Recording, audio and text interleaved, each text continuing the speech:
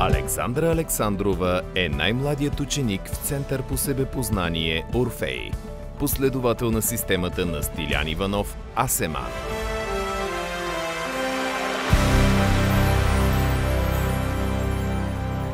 Слънце в съзвездието Козирог в трети дом, Луна в съзвездието Везни на Копсидата на 12 дом, Асцендент Скорпион. Духът търси знание, а душата – хармония в божественото. Привлечена си от мистичното и езотериката. Ти си най-младата ученичка по Асеман в Център по себепознание Орфей. Как ни намери? Открих Център по себепознание Орфей преди няколко години, когато бях поканена да присъствам на всъщност първата изложба, която Центъра организира от един много близък по убеждения роднина. И от тогава, всъщност след това събитие, започнах да посещавам и други събития, които Центъра организираше. Тогава се запознах и с кратките семинари, които Стилян Иванов провеждаше и провежда.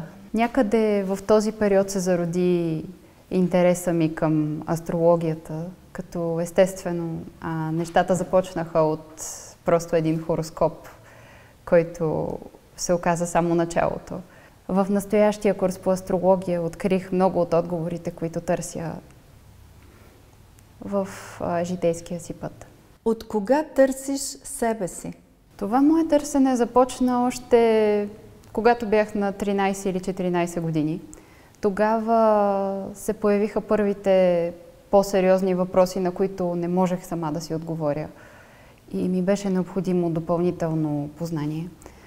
Спомням си, че в онзи момент, в който тези въпроси започнаха да се появяват, бях обхваната от трескаво напрежение, което ме караше да се чувствам все едно имам нужда да изпълня някакво предназначение, някаква задача, все едно имах някаква цел и трябваше да бъда от полза. От полза за себе си, от полза за хората, на които мога да помогна.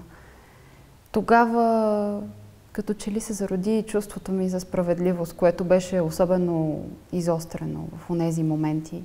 И всяка една несправедливост пораждаше желание да действам срещу нея.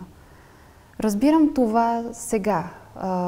Разбирам защо се беше появило, понеже астрологията ми позволи да си отговоря на този въпрос и на още много други. А намери ли Бога? Вярвам, че знам къде да го намеря. Аз съм Бог и Бог е в мен, защото аз съм божествена същност. Част от мен е божествената същност. Тя се намира в 12-ти дом, където също са духовното и изкуството, както и други неща. Стигам до заключението, че пътя ми към Бог е свързан с хармонията и с красотата, която откривам в изкуството и духовното във всички форми, в които го практикувам. Освен това, откривам, че справедливостта като една от основните черти на везните, тъй като при тях изравняването на тези везни, образно казано везни, е от съществено значение. Това ми показва, че търсейки път чрез справедливостта, хармонията, равенството, включително не в идеологически аспект, откриването на истинската същност на нещата, откриването на духовното, следването на духовното е моя път към Бога и по този начин аз мога да се свързвам и с себе си. Коя мистична тайна искаш да разкриеш? Мистичната тайна, която искам да разбера и искам да открия отговори, е свързана с предишните въпроси, с всеки един от тях. Тя е свързана с моето специфично предназначение, моята цел и моето въздействие върху света, ако мога така да се изразя.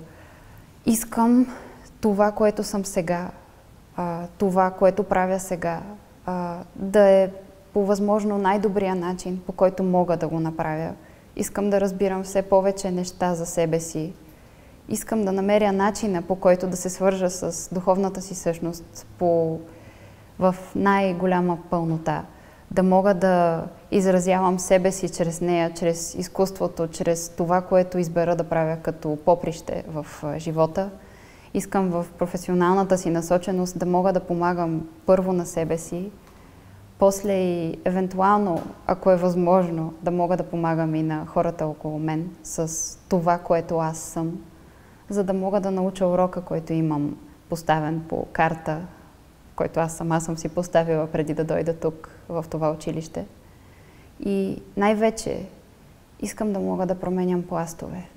Искам да мога да правя съществени промени, които да имат значение за мен и за всички хора, за които ме е грижа.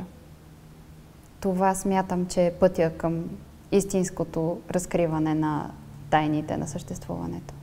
Благодарим ти за гостуването, желаем ти любов и светлина. Благодаря. Приемам.